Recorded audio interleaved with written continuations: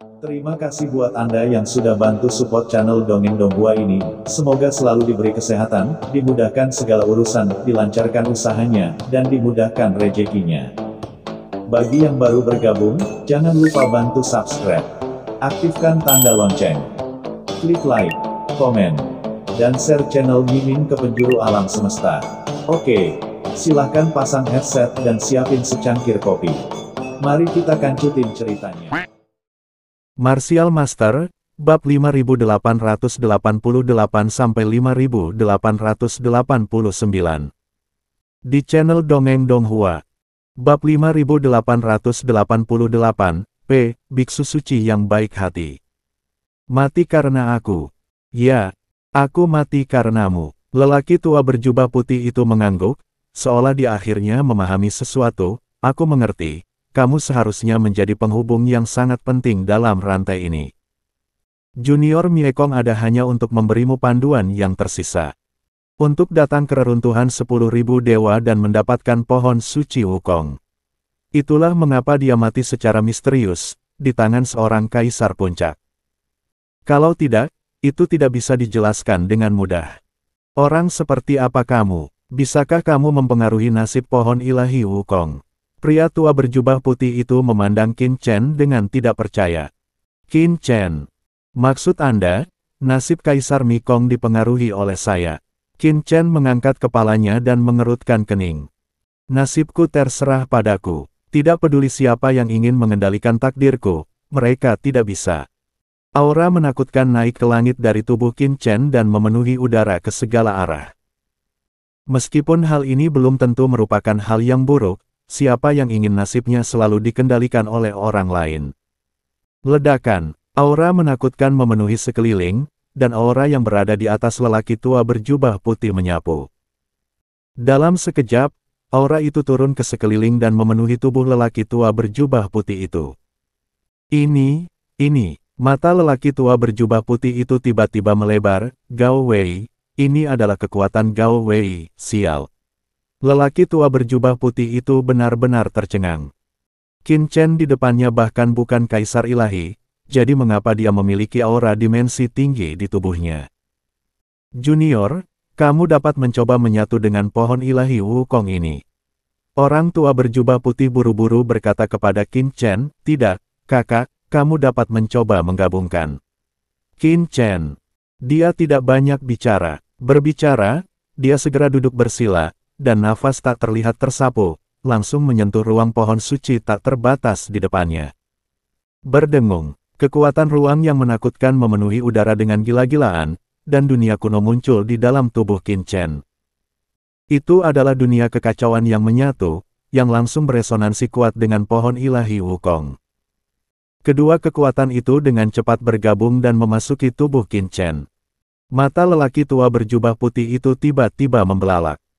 Sialan, bosnya adalah bosnya, bagaimana dia bisa bergabung dengan pohon ilahi Wukong? Orang tua berjubah putih itu tercengang. Terutama ketika dia melihat dunia yang samar-samar menakutkan di dalam tubuh Qin Chen, dia tertegun sejenak. Sialan, apa ini? Dan ketika Qin Chen bergabung dengan pohon ilahi Wukong. Dunia luar, di lembah tempat pohon ilahi Wukong berada. Molly dan Kabulu menunggu dengan tenang, sementara Meng Tianhui dan yang lainnya memandang dengan cemas ke pohon suci Wukong di depan mereka, dengan berbagai pemikiran melintas di hati mereka. Sejujurnya, saat ini, mereka ingin segera bergegas ke area di mana pohon suci Wukong berada, namun melihat Molly yang duduk bersila tak jauh dari situ, mereka bertiga tidak berani bergerak. Karena takut, memprovokasi serangan fatal. Harta karun luar angkasa. Pada saat ini, suara terkejut terdengar, dan tiga sosok di kejauhan terbang dengan cepat dan mendarat di depan Molly dan yang lainnya. Memandang dengan penuh semangat ke pohon ilahi Wukong di depan mereka. Molly mengangkat kepalanya dan melirik, lalu menutupnya kembali. Kelopak mata. Karena dia bisa melihat sekilas bahwa 2 dari 3 orang di depannya berada di puncak level Kaisar Agung, dan salah satu dari mereka memiliki tingkat kultivasi yang sangat sempurna. Ada aura samar Kaisar Dewa yang meresap ke udara, dan dia jelas mendekati setengah langkah level Kaisar Dewa. Tapi selama dia bukan kaisar ilahi yang kuat, itu bukan apa-apa di matanya.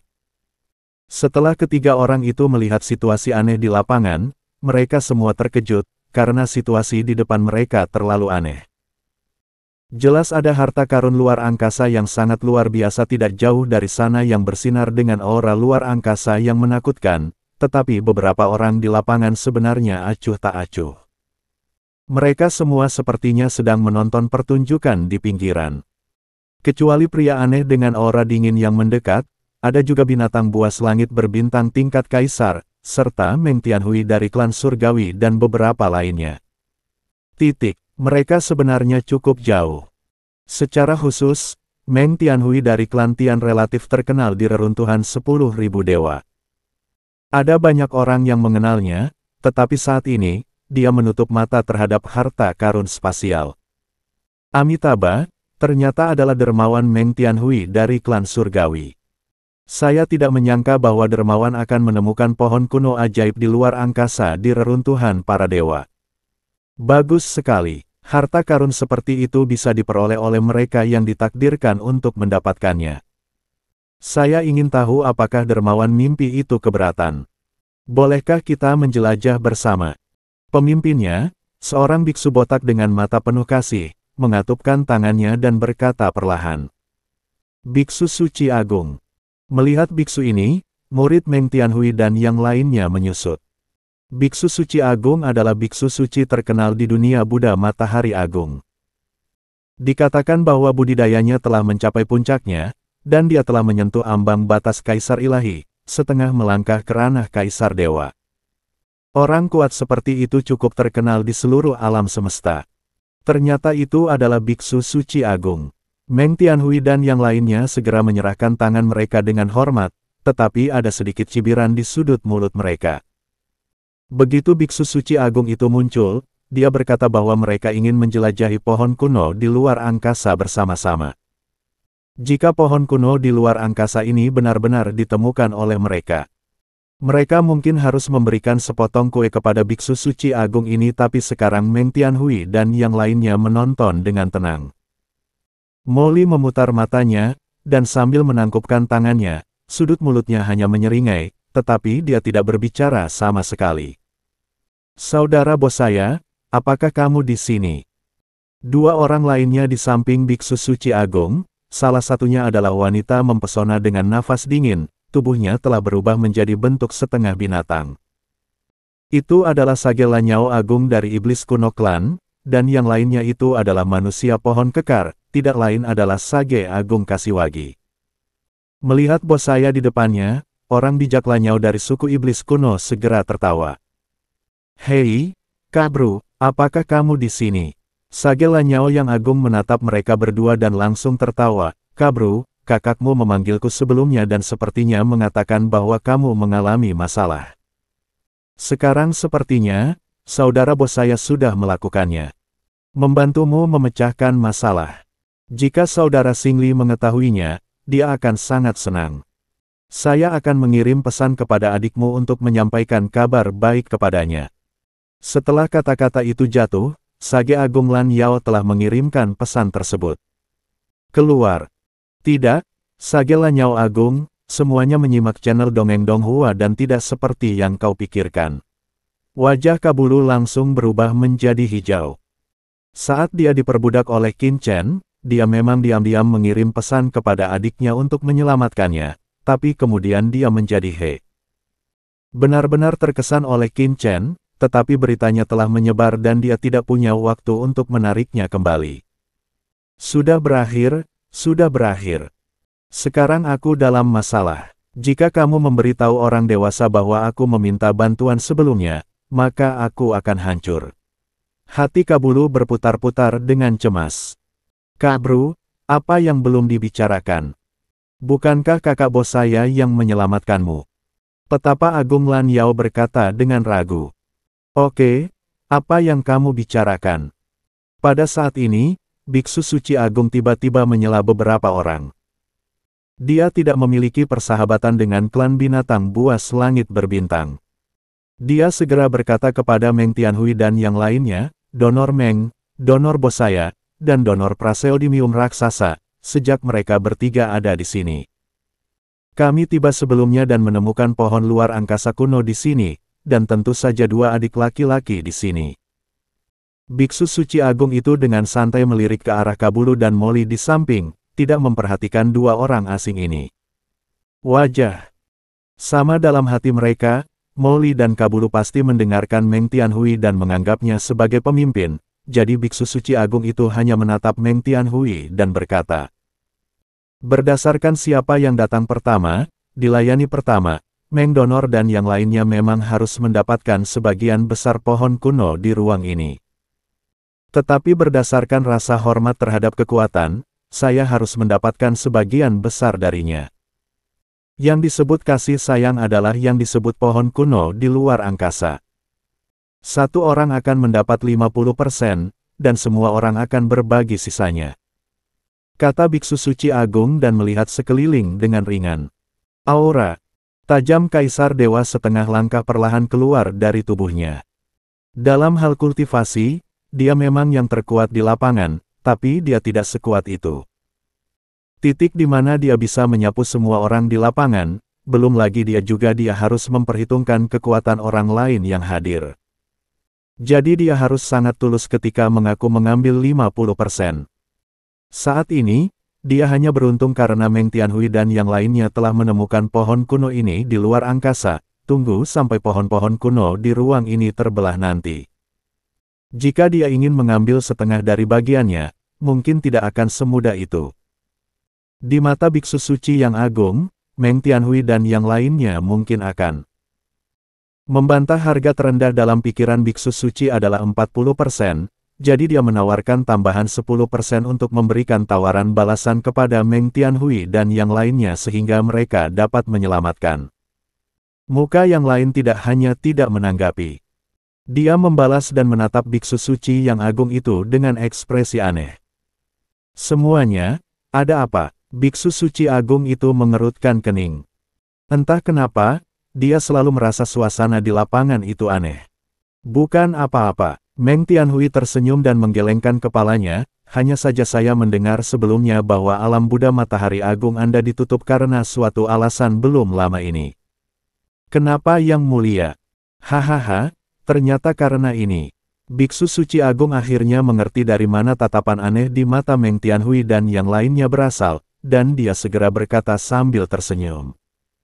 Justru karena dunia Buddhis saya tertutup, jadi saya hanya bisa datang ke reruntuhan. 10.000 dewa, ambil kesempatan ini. Jadi begitu, Meng Tianhui mengangguk, Anda tidak mengetahui sesuatu. Pohon kuno di angkasa di depan Anda tidak ditemukan oleh kami, tetapi oleh dua senior ini. Oleh karena itu, kami tidak memiliki hak untuk menempatinya. Anda menginginkan pohon kuno ini di luar angkasa. Tidak perlu membicarakannya dengan kami, cukup dapatkan persetujuan dari dua senior ini. Dua senior, biksu suci agung itu menoleh dan melirik ke arah Molly dan Kabulu, yang dimaksud oleh Meng Tianhui dan yang lainnya, dan segera mencibir. Meng Donor, keduanya hanyalah kaisar puncak, dan aura mereka rata-rata, dan mereka bisa menjadi dipanggil senior oleh Yang Mulia. Biksu suci yang agung itu mencibir. Tidak heran Meng Tianhui mengatakan sesuatu yang begitu baik sebelumnya, tetapi dia terjebak di sini. Biarkan anak laki-laki dari klan binatang buas Steriskai Desolate ini berdiri di depan, dan biarkan yang lain tidak berkata apa-apa dan bahkan tidak mendengarnya. Bab 5889, Manik Buddha Emas. Jika ada kesalahan dalam bab ini, silakan klik di sini untuk melaporkannya. Pada saat ini, Biksu Suci Agung telah memahami rencana Meng Tianhui.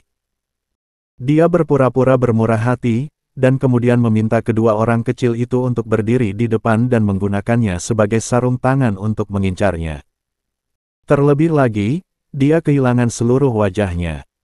Memikirkan hal ini, Biksu Suci Agung segera mencibir, Meng Tianhui, bisakah kedua orang kecil ini benar-benar mewakili Anda? Dan bos saya, Jut yang bijak, kalian berdua juga memberikan hak memilih kepada dua orang kecil ini. Apakah Anda yakin? Wajah Meng Tianhui berubah menjadi hijau ketika dia mendengar ini, dan dia buru-buru berkata dengan hormat, "Yang mulia, Anda tidak boleh, tapi lihatlah kedua orang ini. Meskipun kita tiba di sini lebih dulu, pohon kuno di ruang ini memang dijaga oleh kita berdua, dan kita benar-benar tidak memiliki kualifikasi untuk menyetujuinya." Bos saya dan Sage Agung Jut juga berkata dengan tergesa-gesa, "Biksu Suci Agung, tidak peduli apa yang dikatakan kedua senior ini, kami akan memilih untuk mendengarkannya." Hah, Biksu Suci Agung itu mengerutkan kening. Dia bukanlah orang bodoh. Dia secara alami menyadari ada yang tidak beres dengan suasana saat ini, karena hanya Guang Meng Tianhui yang mengatakan demikian. Tetapi bos saya dan orang suci praseodymium raksasa bukanlah dari suku tersebut. Klan surgawi. Keduanya memiliki status tertentu di depan Meng Tianhui. Lagi pula, dengan kekuatan Meng Tianhui, saya khawatir dia masih belum bisa sepenuhnya meyakinkan Sage Agung Jut dan bos saya. Namun kini Sage Agung Jut dan bos saya juga sepenuhnya setuju dengan perkataan Meng Tianhui. Pada saat ini, Biksu Suci Agung merasakan ada yang tidak beres, karena jika mereka bertiga telah berkomunikasi sepenuhnya, mereka seharusnya mulai membagi harta luar angkasa di depan. Dari mereka, tapi sebelum dia datang, orang-orang ini belum mensubscribe channel Dongeng Donghua dan mengambil tindakan, dan jelas pembagian rampasannya pasti belum selesai. Apa yang sedang terjadi? Atau apakah kedua orang ini benar-benar aneh? Mampu berkultivasi sejauh ini di lautan kosmik ini, Biksu Suci yang agung secara alami bukanlah orang bodoh, jadi dia berencana untuk mencari tahu dengan cermat. Tapi dia hanya ingin bertanya lebih hati-hati. Sebelum dia sempat berkata apa-apa, Molly yang sedang mendengarkan obrolan mereka tiba-tiba membuka matanya, "Kalau kalian ingin ngobrol, pergi saja dan jangan menghalangi. Kalau tidak, diamlah, apalagi. Dasar keledai botak, jika kamu terus berbicara omong kosong, aku akan memenggal kepalamu dan menggunakannya sebagai urinoir." Molly memandang ke arah Biksu Suci Agung itu dengan acuh tak acuh. Wajah Meng Tianhui dan yang lainnya berubah ketika mereka mendengar ini, dan mereka langsung terdiam. Arti kata-kata Molly sangat jelas. Jika mereka berani berbicara lagi, kepala mereka mungkin akan tergerak. Tapi ketika Sage Agung Lanyao dan Sage Agung Baimu mendengar ini, mereka langsung tercengang dan menatap Molly dengan tidak percaya. Dari mana asal-usul pria ini dan nadanya begitu keras? Berani mengatakan bahwa Biksu Suci Agung itu adalah seekor keledai botak. Apakah Anda benar-benar berpikir bahwa karena Biksu Suci Agung itu memiliki kata, "sangat baik," ia dapat dihina begitu saja? Beberapa orang biasa yang berkuasa di laut semesta tidak tahu bahwa mereka sering pergi ke alam Buddha Matahari Agung untuk mendengarkan ajaran Biksu Suci Agung tentang welas asih, tetapi Sage Agung Lanyao dan yang lainnya tahu betul bahwa ketenaran orang-orang berkuasa menyukainya Biksu Suci yang baik hati tidak didasarkan pada belas kasihan. Jumlah orang kuat yang pecah dan mati di tangannya tidak terhitung jumlahnya.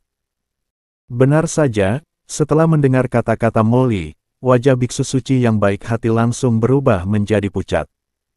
Dia menatap Molly dengan mata dingin dan mencibir, "Wah, kamu terbiasa menjadi sarung tangan orang lain. Kamu benar-benar mengira kamu bukan siapa-siapa. Apakah kamu percaya padaku sekarang? Jika aku membunuhmu, Meng Tianhui tidak akan bisa melindungimu sama sekali. Jika bukan karena takut mempengaruhi reputasinya, Biksu Suci yang agung itu akan membunuh Molly secara langsung." Wajah Meng Tianhui berubah menjadi hijau setelah mendengar ini. "Biksu Suci Agung, apa yang kamu bicarakan omong kosong? Bagaimana senior ini bisa menjadi sarung tanganku?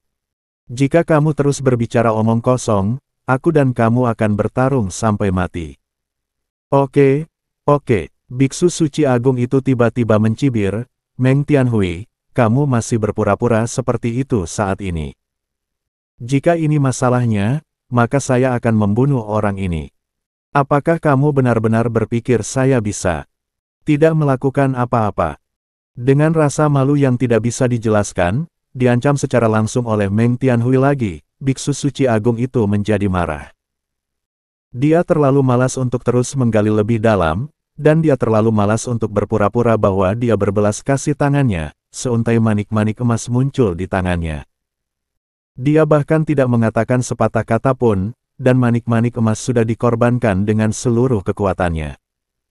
Hampir dalam sekejap mata, manik-manik Buddha emas di tangannya berubah menjadi tirai langit besar yang dipenuhi cahaya Buddha. Cahaya Brahma yang tak berujung bernyanyi di atas tirai, dan cahaya Buddha emas bersinar di mana-mana, membuat suara, cici, yang dahsyat, dan tiba-tiba radius 10.000 kaki terselubung. Dan Molly berada tepat di bawah selubung cahaya Buddha. Biksu suci agung menggunakan seluruh kekuatannya saat dia bergerak. Dia tahu bahwa Meng Tianhui pasti akan menghentikannya begitu dia bergerak, jadi dia tidak menunjukkan belas kasihan sama sekali.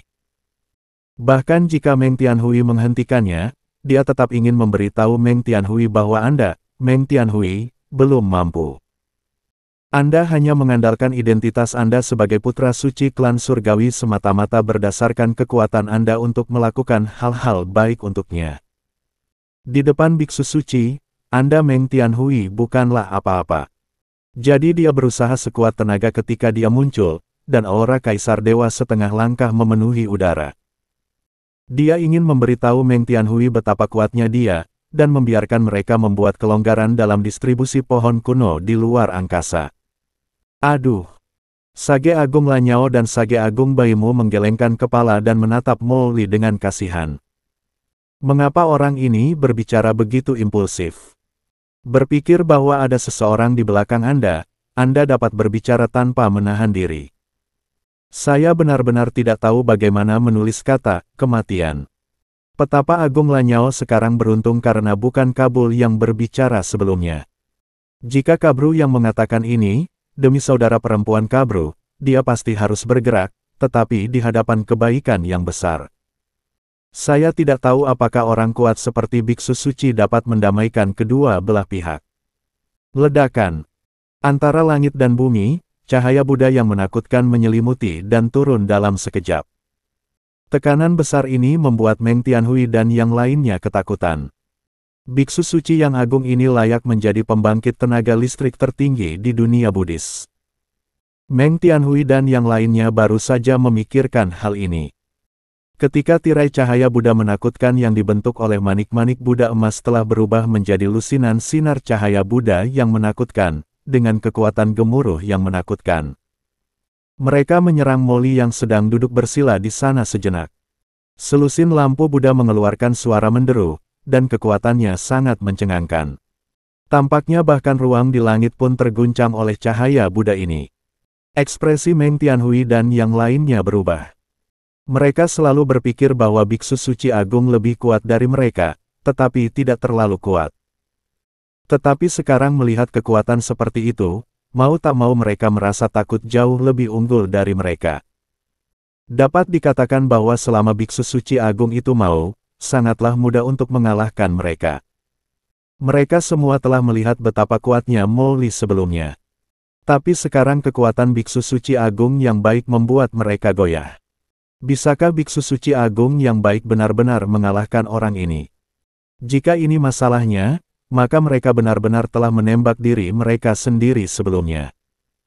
Untuk beberapa saat, beberapa orang menatap pemandangan ini dengan gugup dan telapak tangan berkeringat.